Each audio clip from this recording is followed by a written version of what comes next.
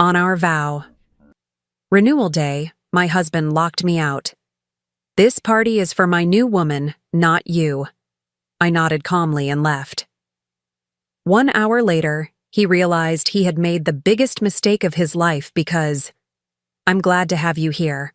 Follow my story until the end and comment the city you're watching from, so I can see how far my story has reached. I should have known something was wrong when Desmond insisted I wear the navy blue dress instead of the ivory one I had chosen for our vow renewal ceremony. 25 years of marriage, and I had learned to read the signs. The way his jaw tightened when he was hiding something. The way his eyes avoided mine when guilt was eating at him. But that morning, as I stood in our bedroom adjusting the unfamiliar navy fabric, I thought his nervousness was about renewing our commitment to each other. How naive I was. The Riverside Country Club buzzed with activity when we arrived. White roses cascaded from every surface, their sweet scent mixing with the expensive perfumes of our guests.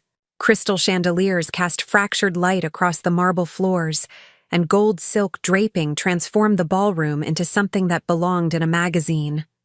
I had planned every detail myself, spending weeks coordinating with florists and caterers, wanting everything to be perfect for our special day. Desmond had insisted we arrive separately. I want to surprise you, he had said that morning, kissing my cheek with lips that felt cold against my skin. So I drove myself to the club, my hands trembling slightly on the steering wheel. After all these years, the idea of renewing our vows still made me nervous in the most wonderful way. The guests were already mingling when I entered through the main doors.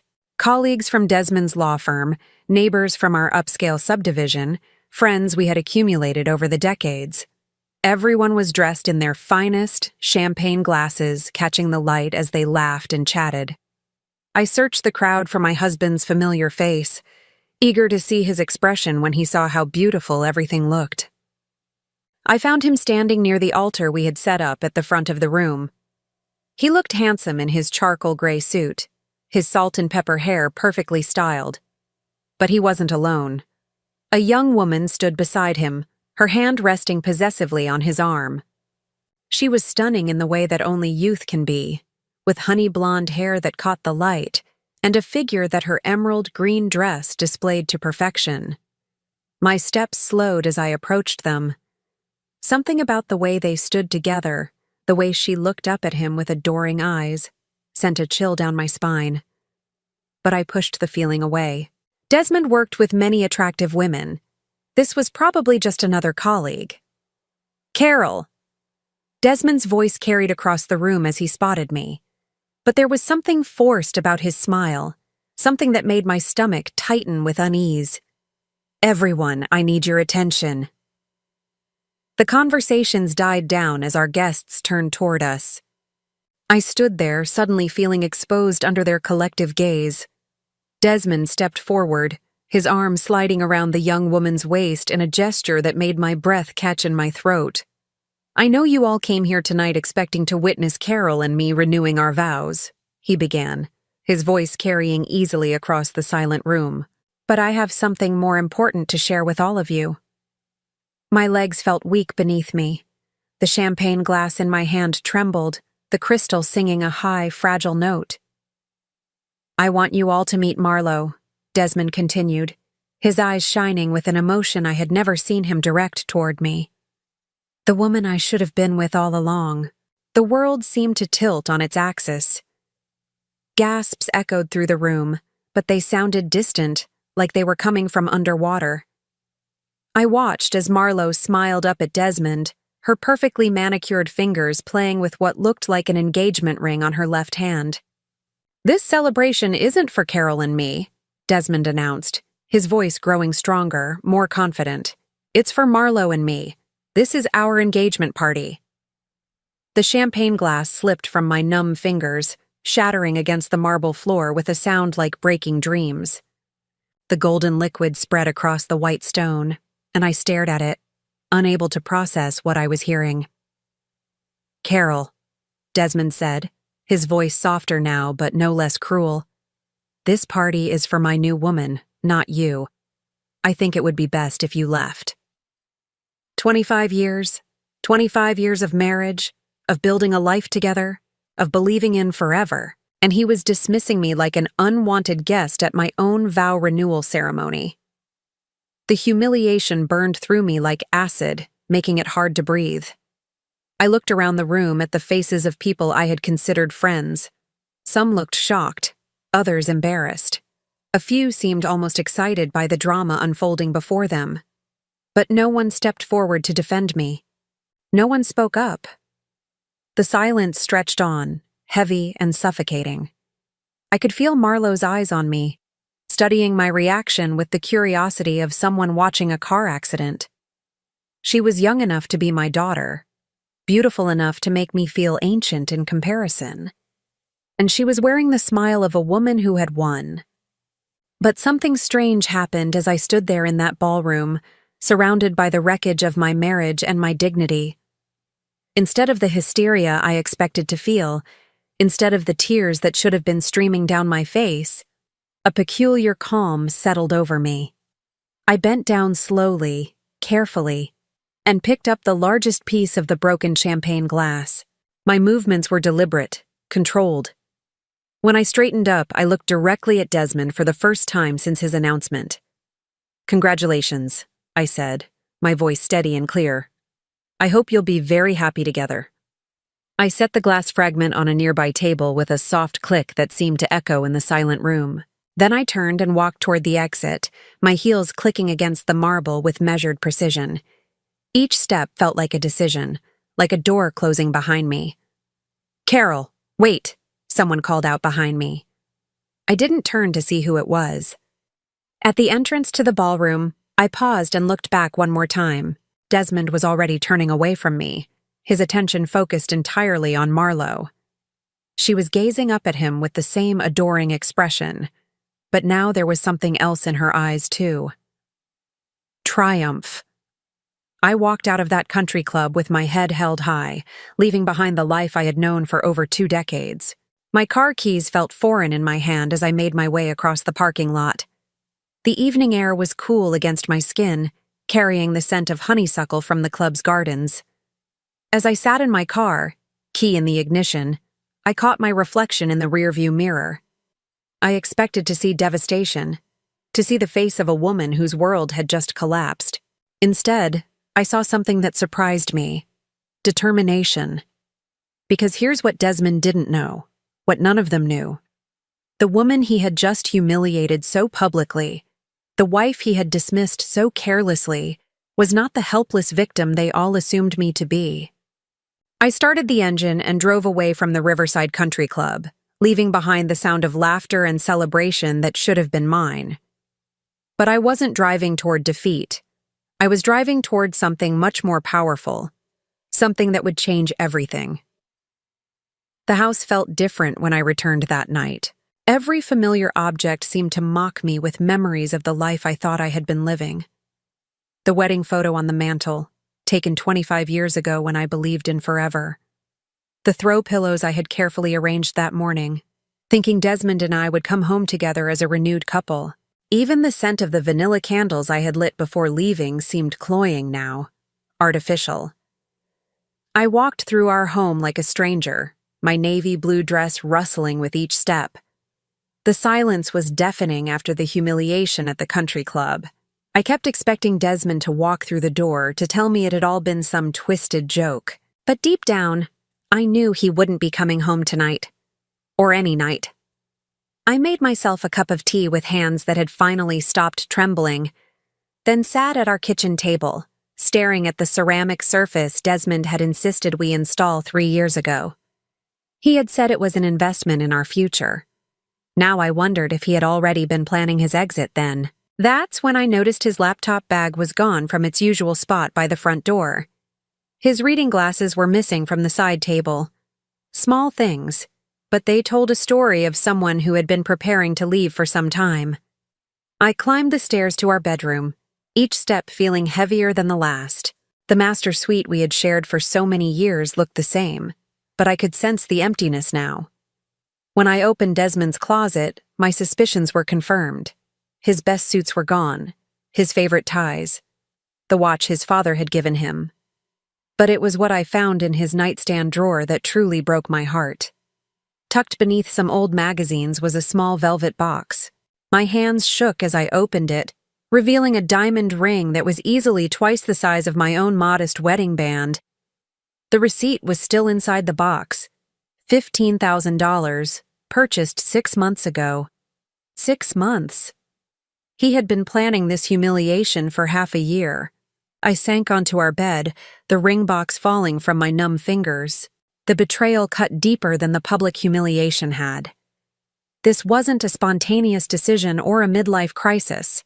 This was calculated, premeditated. My phone buzzed with a text message. For a moment, hope fluttered in my chest. Maybe Desmond had come to his senses. Maybe he was calling to apologize, to tell me he had made a terrible mistake. But the message wasn't from Desmond. It was from my sister-in-law, Jennifer. "Carol, I'm so sorry about tonight. I had no idea Desmond was planning that. Are you okay?" Before I could respond, another message appeared, then another. Word was spreading quickly through our social circle. I could imagine the conversations happening right now, the speculation about what had led to such a public disaster. I turned off my phone and walked to my closet to change out of the navy dress that had become a costume for my own humiliation. As I hung it up, I wondered if I would ever wear it again. Probably not. It would always remind me of the night my marriage died. I pulled on comfortable clothes and wandered back downstairs, drawn by a restlessness I couldn't name.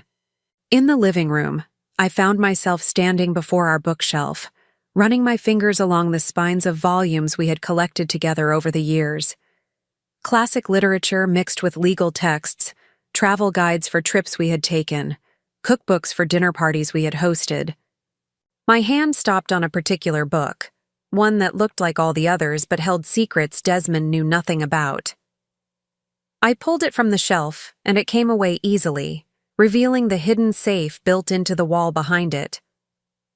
I had installed this safe 7 years ago, telling Desmond it was for our important documents and jewelry. He had nodded absently, more interested in his evening news than in household security. He had no idea what I really kept inside. My fingers trembled slightly as I entered the combination. The safe opened with a soft click, revealing stacks of papers, contracts, and documents that represented something Desmond had never imagined I was capable of building.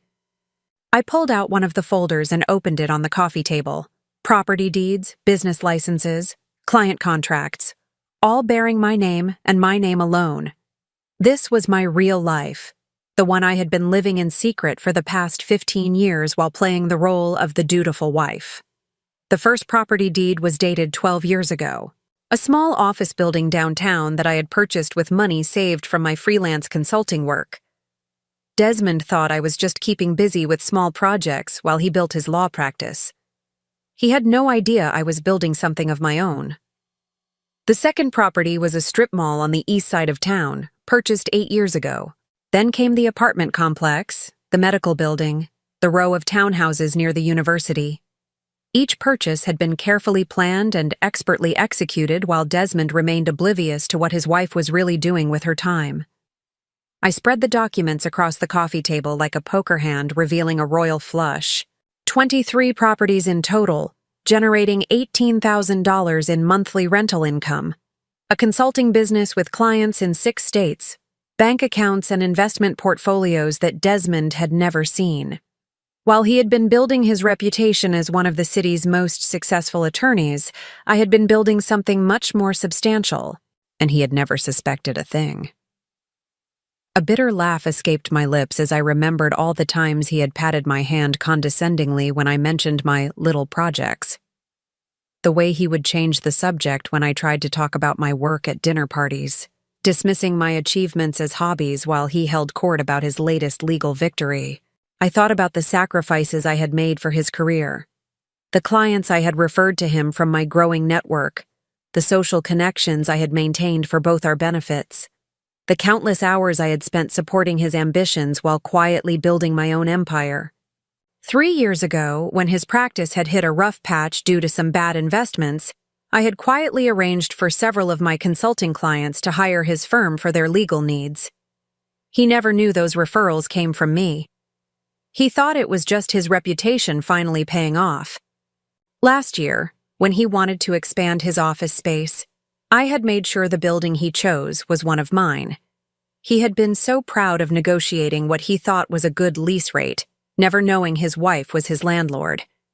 My phone buzzed again, and this time it was a message from a number I didn't recognize. "Carol, this is Marlo. We need to talk. There are things you should know about Desmond and our situation. Can we meet tomorrow?" I stared at the message for a long moment. What could this young woman possibly want to tell me that I didn't already know? That she was sleeping with my husband? That they were planning a future together? The evidence of their relationship had been painfully clear at the country club. But something about the tone of her message intrigued me. There was an urgency there, a hint that perhaps not everything was as simple as it had appeared tonight. I typed back a brief response. 10 a.m., Riverside Cafe. As I returned the documents to the safe, I found myself thinking about the woman who had stood beside my husband tonight, wearing his ring and basking in what she thought was her victory. Marlo had looked so confident, so certain of her position. I wondered if she knew that Desmond's success, his prestigious office, his wealthy clients, were all built on a foundation that belonged to me. I wondered if she realized that the man she thought she was stealing was actually just an empty shell, dependent on the woman he had just humiliated. Tomorrow, I would find out exactly what she wanted to tell me. But tonight, I had my own revelations to process. Tonight, I had to decide what to do with the power I had been quietly accumulating for over a decade. As I locked the safe and replaced the book, I felt something shifting inside me. The devastation of earlier was being replaced by something else entirely, something colder and more calculating. Desmond thought he had discarded me like an outdated accessory. He had no idea he had just awakened something he should have left sleeping. The Riverside Cafe was nearly empty when I arrived at 10 o'clock the next morning. I chose a corner table where I could see the entrance, ordering black coffee and settling in to wait. I had barely slept, my mind cycling through decades of memories and realizations that cast my entire marriage in a new light. Marlo arrived exactly on time, but she looked different than she had at the country club.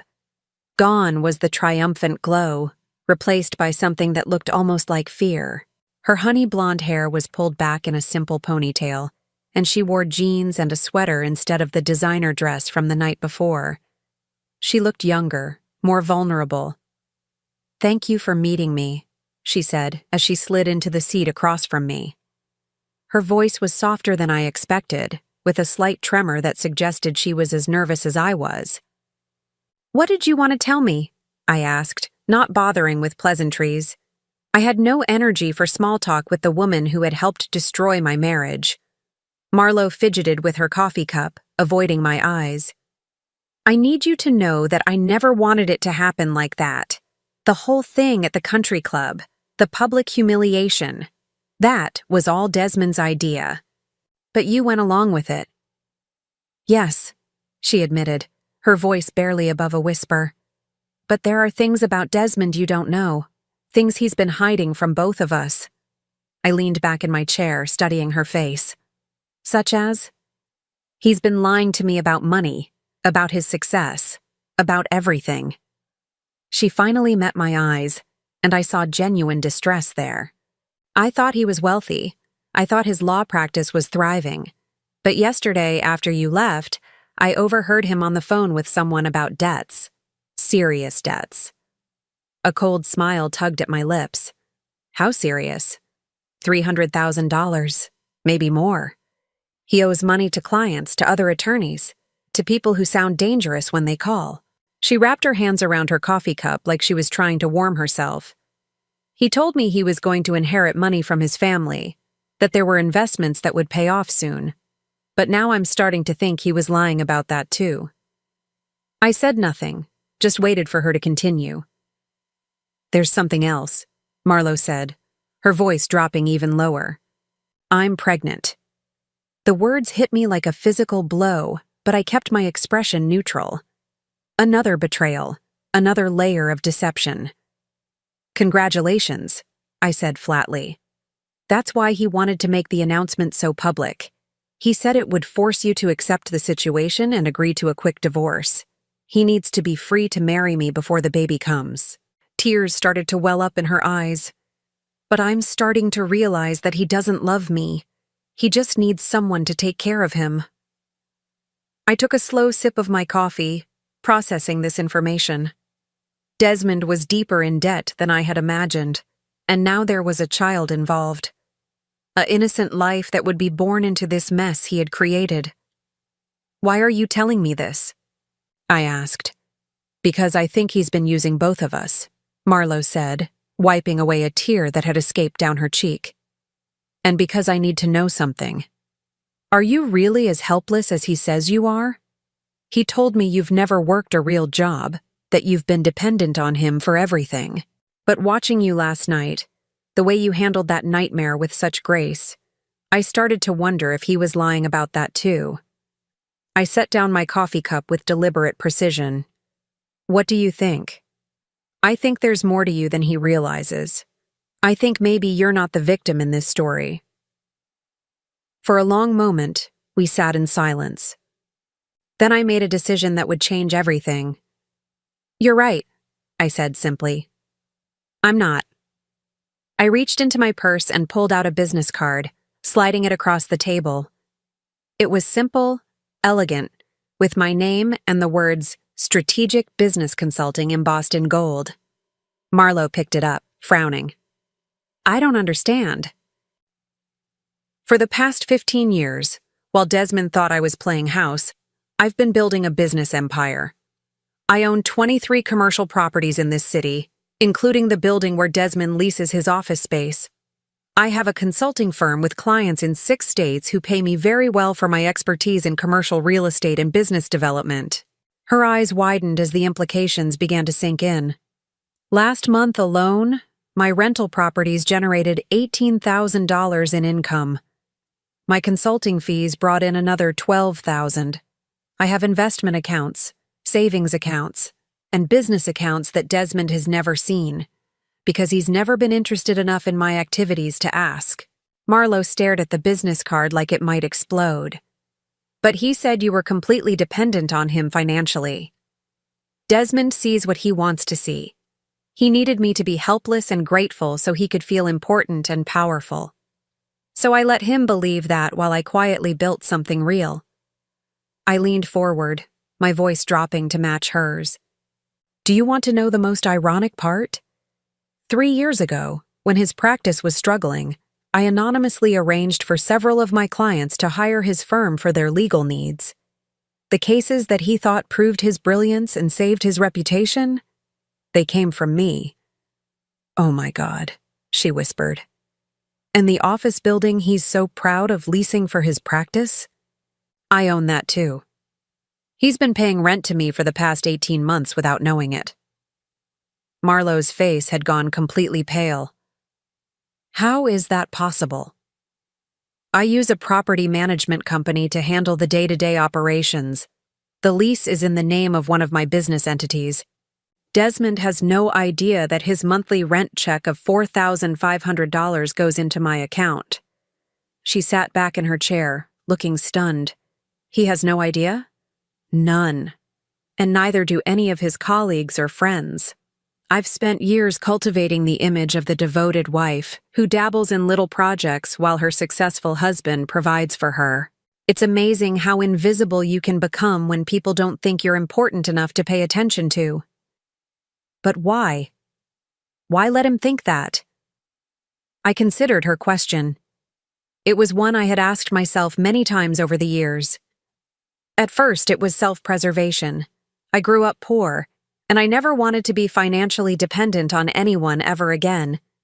But as time went on, especially as Desmond became more condescending and dismissive, it became something else. Insurance. Insurance against what? Against exactly what happened last night. against the day when Desmond decided I wasn't useful to him anymore. I picked up my coffee cup again, noting that my hands were perfectly steady now. I've been preparing for this moment for years, even if I didn't fully realize it. Marlo was quiet for a long time, absorbing everything I had told her. Finally, she spoke. "What are you going to do now?" "That depends," I said, "on what you're going to do." "What do you mean?" I studied her face, seeing the fear and confusion there. Despite everything, despite the fact that she had slept with my husband and helped him humiliate me publicly, I felt an unexpected surge of sympathy for her. She was young and pregnant, and beginning to realize that the man she thought she loved was nothing more than an elaborate fraud. "You said you think he's been using both of us," I said finally. "You're right. The question is whether you're going to continue to let him do it." "I don't know what choice I have. I'm pregnant with his child." "You have more choices than you think, especially if you're smart about how you handle the next few weeks." She looked at me with a mixture of hope and wariness. "Are you saying you'll help me?" "I'm saying that Desmond's house of cards is about to collapse, with or without my help. The only question is whether you're going to be standing underneath it when it falls." I stood up, leaving a $10 bill on the table for my coffee. "Think about what I've told you, Marlo. Think about what kind of man would humiliate his wife of 25 years in front of a room full of people. Think about what kind of father that would make." As I walked toward the door, she called after me. "Carol, wait. What should I do?" I turned back, giving her the same calm smile I had worn at the country club the night before. "You'll figure it out. You're smarter than Desmond gives you credit for. Much smarter than he ever gave me credit for." I left her sitting there, still clutching my business card, still trying to process the revelation that the woman she thought she had defeated was actually the one holding all the power. On the drive home, I felt something I hadn't experienced in decades. Not just satisfaction, but genuine excitement. For 25 years, I had hidden my true capabilities behind a mask of domestic contentment. Now, finally, it was time to show the world who I really was. Desmond had made the biggest mistake of his life when he decided to discard me so publicly. He just didn't know it yet. The call came at 7:30 the next morning, jolting me from the first peaceful sleep I had enjoyed in months. Desmond's name flashed on my phone screen, and for a moment I considered letting it go to voicemail. But curiosity won out. "Carol, we need to talk." His voice was strained, lacking the confident tone he had used at the country club just 2 nights ago. "About what?" I asked, keeping my voice neutral while I poured myself coffee in the kitchen that still felt too quiet without his morning routine. "About us. About what happened. I think I may have acted too hastily." There was a pause, and I could almost see him struggling with words that didn't come naturally to a man accustomed to being in control. "Can I come over? Please?" "I'm not sure that's a good idea, Desmond." "Carol, I'm serious. There are things we need to discuss. Financial things. Legal things. This whole situation is more complicated than I realized." Now that was interesting. I glanced at my watch.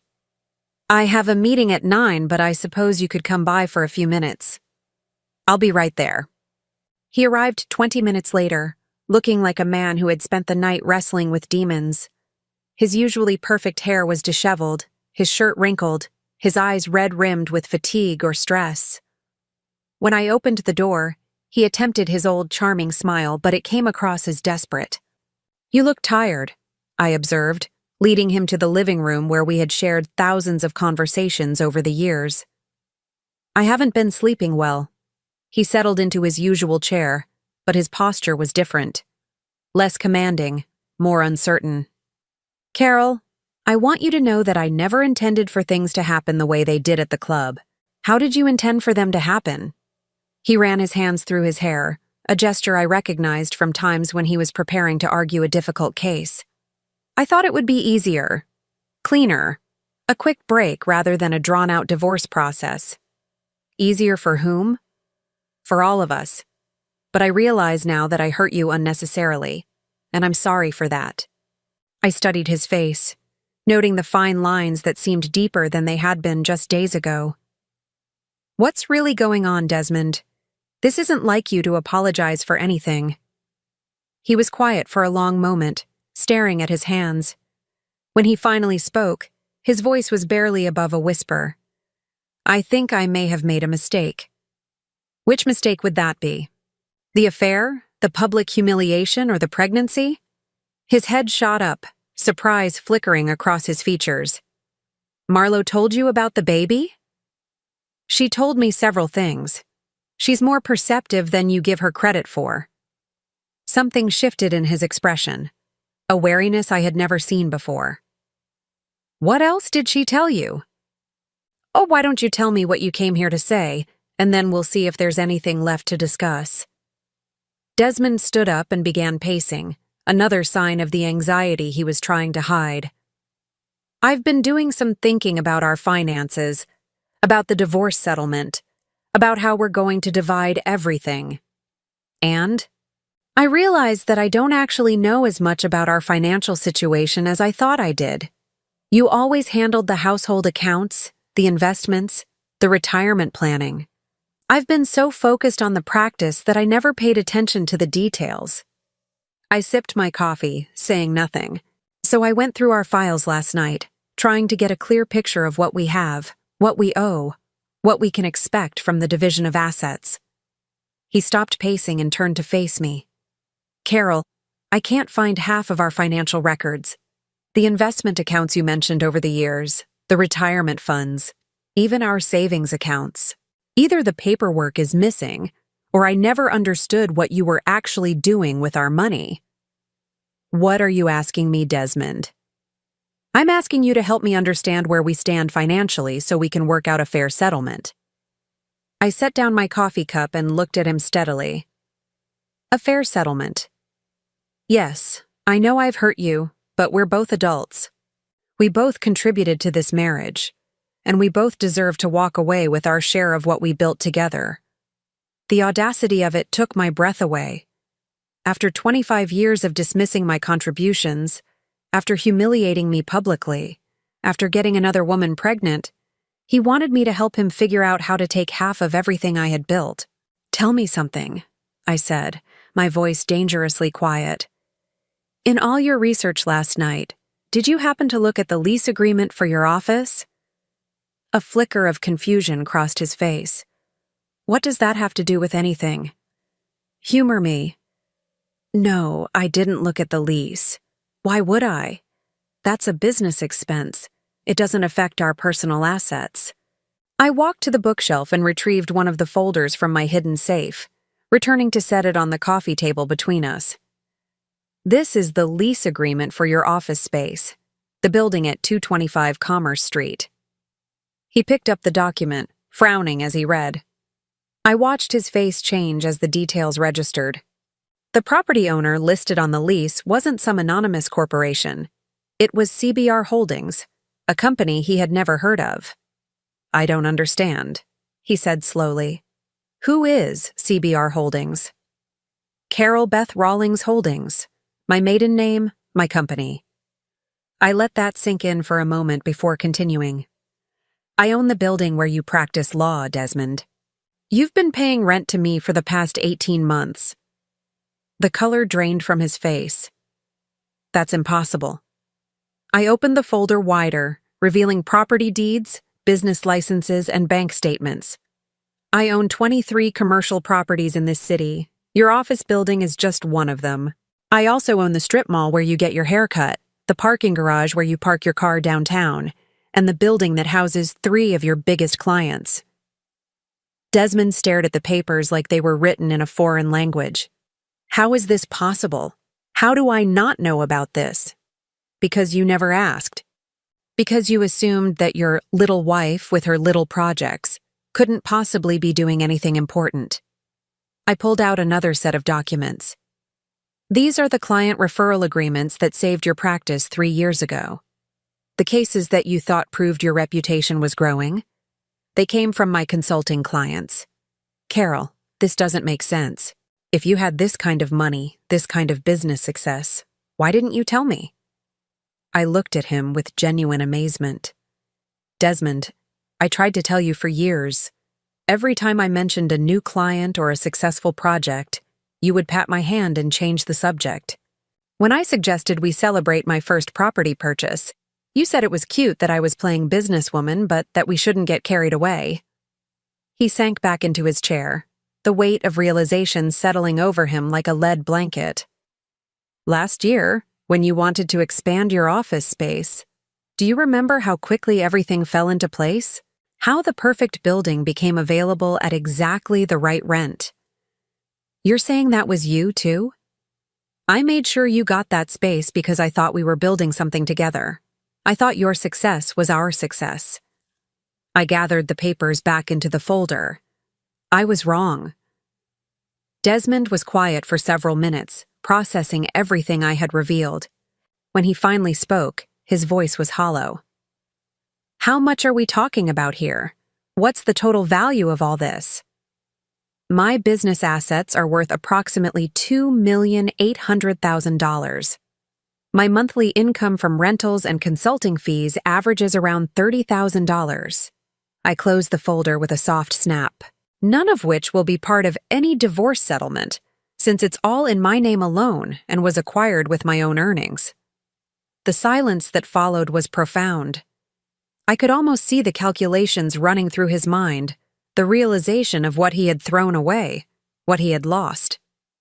"Carol," he said finally, his voice thick with something that might have been regret. "I had no idea. If I had known." "If you had known, what? You wouldn't have cheated? You wouldn't have humiliated me publicly? You wouldn't have gotten your girlfriend pregnant?" I stood up, signaling that this conversation was over. "Or you just wouldn't have been so careless about discarding the golden goose. That's not fair." "Fair?" I laughed, but there was no humor in it. "Desmond, you spent 25 years treating me like an accessory to your life.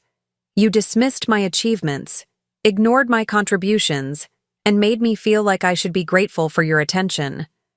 And when you decided you wanted something younger and prettier, you threw me away like yesterday's newspaper. Don't talk to me about fair." He stood up too, desperation creeping into his voice. "We can work this out. We can fix this. I made a mistake with Marlo, but it's not too late. We can annul the engagement, end things with her. We can start over." I stared at him in disbelief. "You want to abandon your pregnant girlfriend to come back to me now that you realize I have money?" "It's not about the money, Carol. It's about us. About what we built together." "What we built together?" I walked to the front door and opened it. "Desmond, you didn't even know what I was building. You thought I was decorating while I was creating an empire. You thought I was dependent while I was becoming independent. You thought I was helpless while I was becoming powerful." He followed me to the door, his face pale with panic. "Carol, please, we need to talk about this more. We need to figure out how to move forward." "We already have figured out how to move forward. You made that decision at the country club." I stepped aside, holding the door open. "You chose Marlo and your new life. Live with it. But the practice, the clients, the office lease, if you control all of that, then you'd better hope you can afford to pay your own way from now on." I met his eyes steadily. "Goodbye, Desmond." He hesitated on the threshold, looking like he wanted to say more, but whatever words he was searching for didn't come. Finally, he walked out, and I closed the door behind him with quiet finality. Through the window, I watched him sit in his car for several minutes before driving away. He looked smaller somehow, diminished by the knowledge of how completely he had misjudged the woman he had been married to for 25 years. As I cleared away the coffee cups, I felt a strange mixture of sadness and satisfaction. The man I had once loved was gone, replaced by someone I barely recognized. But for the first time in decades, I knew exactly who I was and what I was worth. And Desmond was about to learn that some mistakes can't be undone. The eviction notice was delivered on a Tuesday morning, exactly 1 week after Desmond's desperate visit to my house. I wasn't there to see his face when he received it, but Jennifer, my property manager, called me with the details. He looked like someone had punched him in the stomach, she reported with professional detachment. He kept asking if there was some mistake, if he could speak to the property owner directly. I told him all communications needed to go through the management company, just like you instructed. Did he say anything else? He asked for 30 days to work something out. I reminded him that his lease clearly states that failure to pay rent for 3 consecutive months constitutes grounds for immediate termination. He's been late with payments since January, and March's rent never came at all. I had been tracking Desmond's financial decline through the rent payments, or lack thereof. What he didn't know was that I had been covering his missed payments myself, keeping his office space available while I decided what to do. But after our conversation last week, after his pathetic attempt to reconcile now that he knew about my wealth, I had stopped covering for him. Give him 48 hours to remove his belongings, I told Jennifer. After that, change the locks and put the space up for lease. Already have 3 potential tenants interested, she said. It's a prime location. It was indeed a prime location. I had purchased the building specifically because I knew it would attract successful law firms and financial companies. The fact that Desmond had ended up there was partly coincidence, partly my own subtle maneuvering when he mentioned wanting to expand. The irony wasn't lost on me.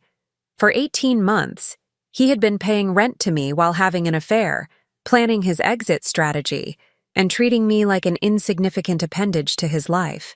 Now he was learning what it felt like to be truly powerless. My phone rang again an hour later. This time it was Marlo.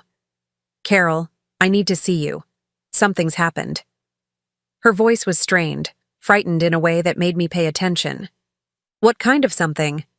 "Desmond. He's lost his mind. Can we meet, please?"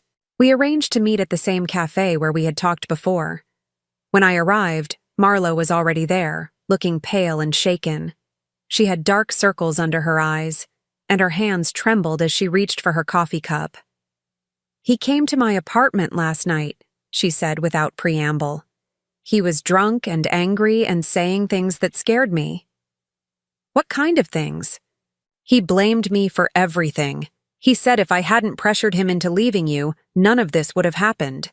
He said you were going to destroy him financially, and it was all my fault." She wrapped her arms around herself as if trying to hold herself together. Then he started talking about the baby, about how it was going to ruin his life, how he couldn't afford a child now that you were cutting him off. A cold anger settled in my chest. Whatever Desmond's faults, whatever he had done to me, the child Marlo was carrying was innocent. Did he hurt you? Not physically, but he said things. Terrible things about what kind of mother I would be, about how the baby would be better off if it was never born. Tears started to flow down her cheeks. I realized that this is who he really is, not the charming, successful man I thought I fell in love with, but someone who blames everyone else for his problems and says cruel things when he's cornered. I handed her a napkin from the dispenser, remembering all the times Desmond had said cruel things to me when he was frustrated or embarrassed. The difference was that I had learned to expect it from him. Marlo was discovering it for the first time. "What are you going to do?" "I'm leaving him," she said with more strength than I had heard in her voice before. "I can't raise a child with someone like that. I won't." "Where will you go?" "My sister lives in Portland. She said I can stay with her until the baby comes, help me get back on my feet." Marlo looked at me with something that might have been gratitude. "Meeting you showed me something important. You survived 25 years with him and built something amazing despite him trying to keep you small. If you could do that, maybe I can figure out how to raise this baby on my own."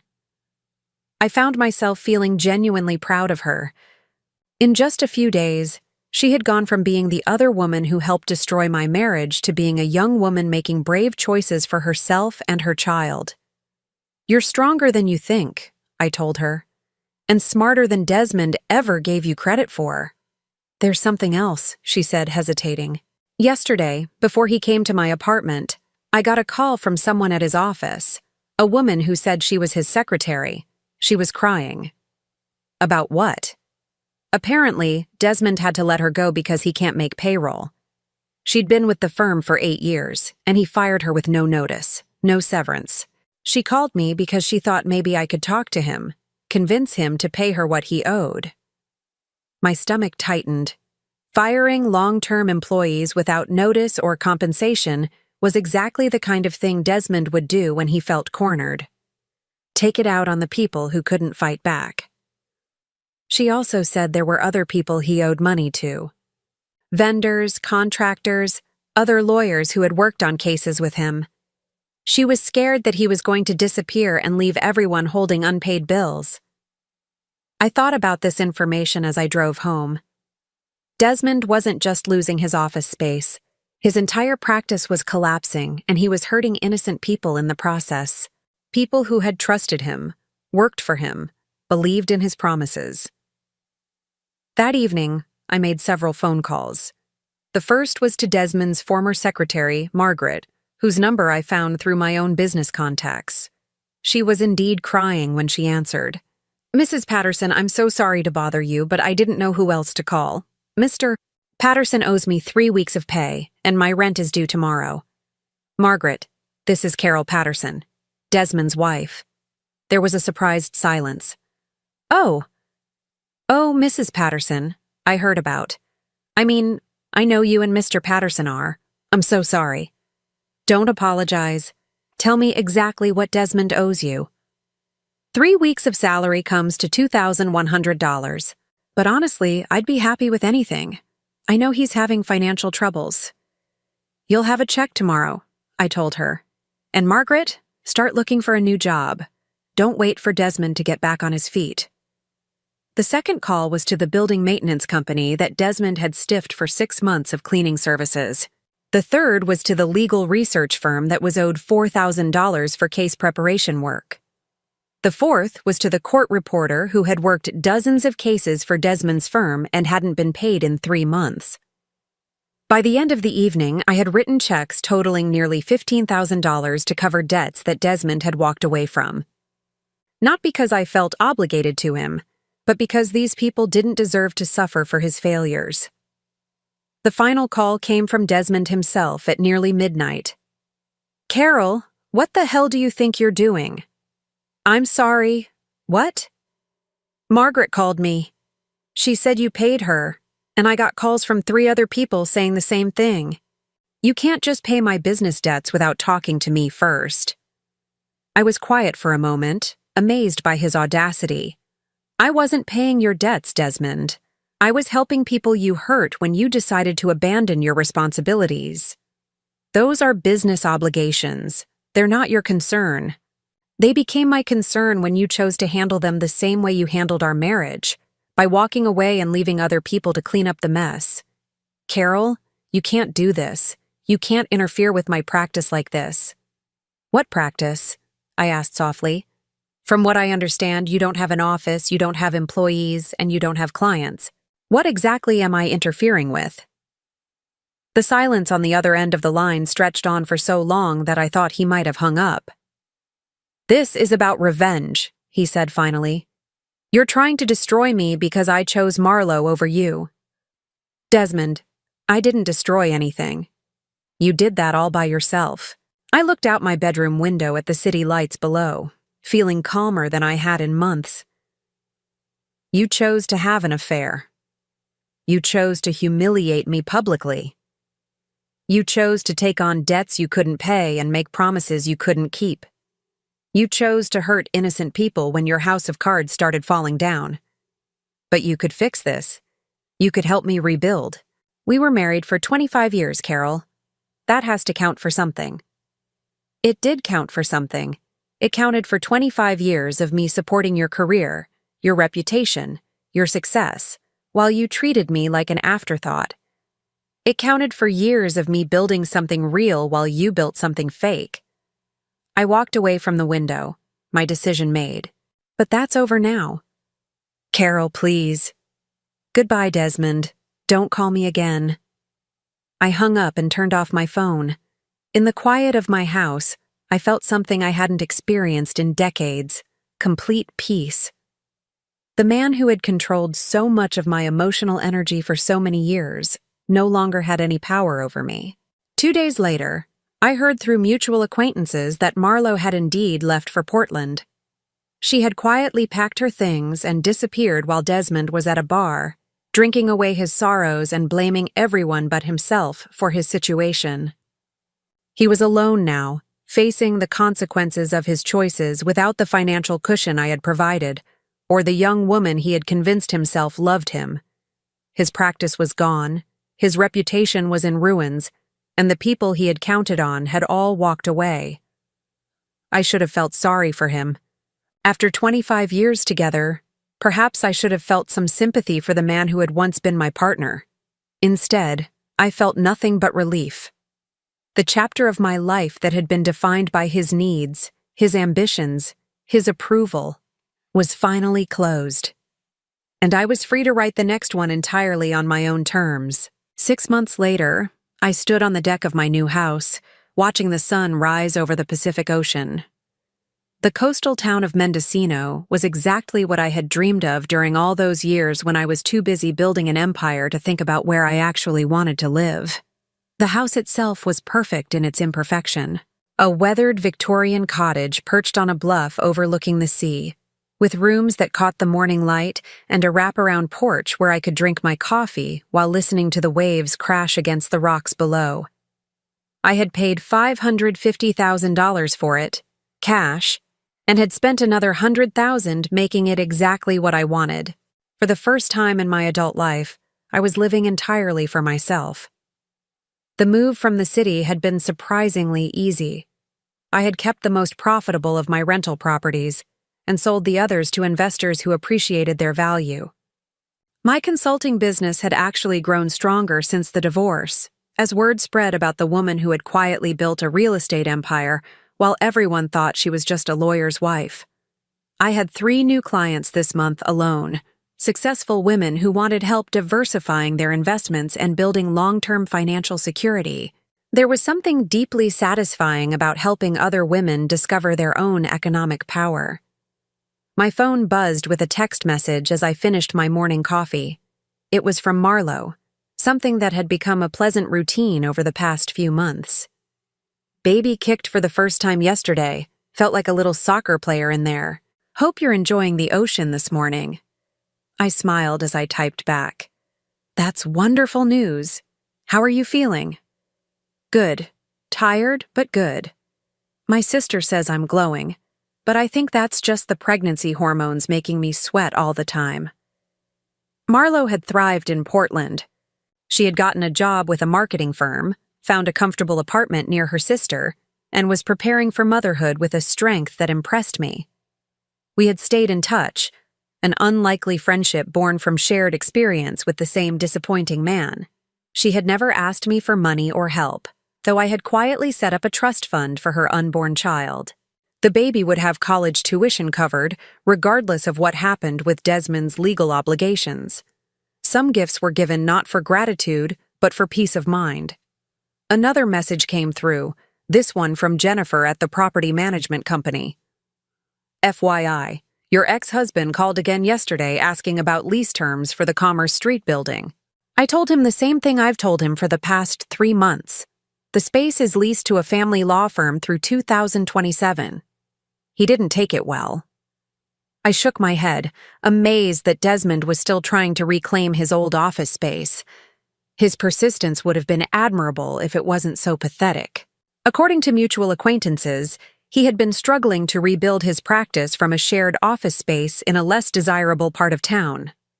Most of his former clients had moved on to other attorneys, and his reputation had taken a serious hit when word spread about how he had treated his employees and vendors. He had tried to contact me directly dozens of times over the past 6 months. Phone calls that went straight to voicemail, emails that were automatically filtered to a folder I never opened, letters that were returned unopened. I had made my position clear, and I had no interest in rehashing old grievances or listening to new apologies. The only communication I had acknowledged was the formal divorce papers, which I had signed without hesitation or negotiation. Desmond got to keep his personal belongings, his car, and his struggling law practice. I kept everything else, which was exactly what I had always owned anyway. My lawyer had been amazed by how simple the process was. Most divorces involving significant assets take months or years to resolve, he had told me. But since everything of real value is in your name alone, there's nothing to divide. It's almost like you were never financially married at all. Which, I realized, was exactly the truth. For 25 years, I had been building my own life while maintaining the illusion of a shared one. As I prepared to go inside and start my workday, I noticed a familiar car pulling into my driveway. My chest tightened with annoyance and something that might have been fear. Desmond's silver sedan looked out of place in this peaceful setting, like a storm cloud on a clear day. I watched from the deck as he got out of the car and looked around at my new life with obvious shock. He had probably expected to find me living in some modest apartment, struggling to make ends meet without his financial support. Instead, he was seeing a $500,000 house with ocean views and a well-tended garden. He climbed the steps to my porch slowly, like a man approaching a dangerous animal. When he reached the top, he stopped and stared at me for a long moment. "You look good," he said finally. "Happy. What do you want, Desmond?" He was thinner than he had been 6 months ago, and there were new lines around his eyes that spoke of stress and sleepless nights. His clothes were still expensive, but they hung differently on him now, like costumes that no longer fit the character he was trying to play. "I wanted to see you, to talk to you." "About what?" "About us. About the mistakes I made. About whether there might be a way to fix things." I studied his face, looking for signs of the man I had once loved. "There is no us anymore, Desmond. There hasn't been for a long time. Carol, I know I hurt you. I know I made terrible choices. But we had 25 good years together before everything went wrong." "No," I said quietly. "We had 25 years where I made the best of a bad situation.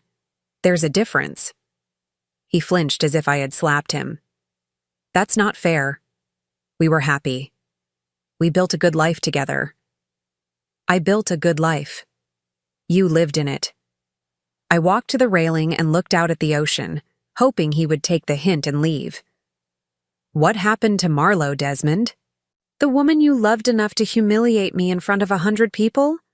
She left. She took the baby and left." His voice cracked slightly. "She said she couldn't trust me to be a good father. Can you blame her? Carol, I need you to understand something. I never stopped loving you. The thing with Marlo, it was a mistake. A midlife crisis. I got scared of getting older, of losing my edge, and I made stupid choices." I turned to face him, seeing the desperation in his eyes. "You didn't lose me because you had an affair, Desmond. You lost me because of how you treated me during the affair. You lost me because when you decided you wanted something different, your first instinct was to destroy me rather than simply leave me. I was trying to protect you from a messy divorce. I thought if I made a clean break. By humiliating me at our vow renewal ceremony, by telling our friends and colleagues that I wasn't good enough for you anymore." I shook my head. "You weren't protecting me. You were protecting your image. You wanted to be the successful man who traded up for a younger model, not the man who abandoned his wife of 25 years. He was quiet for a long moment, staring at his hands. "I know I can't undo what I did, but I can try to make it right. I can spend the rest of my life making it up to you." "I don't want you to make it up to me. I don't want anything from you at all." "Carol, please. I'm drowning here. The practice is failing. I can't afford the office rent. I can't even afford the apartment I'm living in. I need help." And there it was. The real reason he had driven 3 hours to find me in my new life. Not love, not remorse, but need. Financial need. "You want money," I said. "I want my wife back. But yes, I need help getting back on my feet. You could help me restart the practice. We could be partners this time. Real partners." I looked at this man who had shared my bed for 25 years, who had fathered no children with me, who had built his entire identity on a foundation I had provided without his knowledge, and I felt nothing but pity. "No," I said simply. "Carol, you don't understand. I'm about to lose everything. If I can't make the rent on my current office, I'll have to close the practice entirely. I'll have to file for bankruptcy." "Then file for bankruptcy." He stared at me as if I had spoken in a foreign language. "You can't mean that. Desmond, for 6 months you've been trying to contact me. 6 months of calls and emails and letters. Do you know what you've never once said in any of those messages?" He frowned, clearly confused by the question. "You've never once said you're sorry for what you did to me. Not sorry that you got caught. Not sorry that things didn't work out the way you planned, but actually sorry for hurting me." I moved toward the door of my house, ready for this conversation to be over. "You're not here because you love me. You're here because you need me, and I don't need to be needed anymore. Carol, wait. Goodbye, Desmond. Don't come back here again." I went inside and locked the door behind me, listening as his car started up and drove away. Through my front window, I watched his taillights disappear down the coastal highway, carrying him back to whatever remained of the life he had chosen. That evening, I called Marlo to check on her. "How are you feeling about becoming a mother?" I asked. "Terrified and excited in equal measure," she admitted. "But good. Really good. My sister thinks I should ask Desmond for child support, but honestly, I'd rather do this on my own than deal with him. That might be wise. Independence is worth more than money, especially when the money comes with strings attached." Speaking of independence, I have some news. I got a promotion at work. They're making me a senior account manager, which means I can afford a bigger apartment and proper health insurance for the baby. "That's wonderful news." I keep thinking about something you said to me that day at the cafe, about how some bonds can't be broken by silence. I used to think that meant you were trapped by your marriage, but now I think you meant something different. What do you think I meant? I think you meant that the bond between who you really are and who you want to become can't be broken by other people's expectations, that you can be silent about your strength, but the strength is still there. I smiled, looking out at the ocean that had become my daily companion. "You're going to be a very wise mother." As I hung up the phone, I realized that this was what happiness felt like. Not the desperate gratitude of someone whose basic needs were being met, but the quiet satisfaction of someone who had built exactly the life she wanted. I had spent 25 years hiding my power to keep peace in a marriage that was never really peaceful. Now I was 54 years old, financially independent, and answerable to no one but myself. Desmond could keep trying to reclaim what he thought he had lost. But what he had never understood was that he had never really had it in the first place. I was not something to be owned or controlled or discarded. I was free. Now I'm curious about you who listened to my story. What would you do if you were in my place? Have you ever been through something similar? Comment below, and meanwhile, I'm leaving on the final screen 2 other stories that are channel favorites, and they will definitely surprise you. Thank you for watching until here.